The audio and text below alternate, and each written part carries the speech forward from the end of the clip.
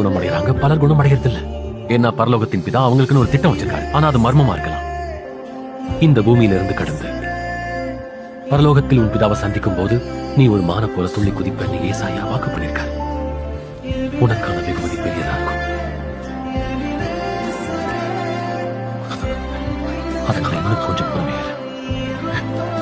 உன்னோட பலவீனத்தின் காரணமா உனக்கான உண்மையான பலத்தை நீ கண்டறியும் பொழுது இதையும் தாண்டி என் நாமத்தில் நீ பெரிய காரியங்களை செய்யறப்ப அதுக்கான தாக்கம் பல தலைமுறைகளுக்கு நீடிக்கும். உன்ன மாதிரி ஒருத்தர் மற்றவர்களை குணப்படுத்த என்ன ஒரு காட்சி. நீ திரும்பி வரப்போகும் சாட்சிகளுக்கு காவல காத்துட்டு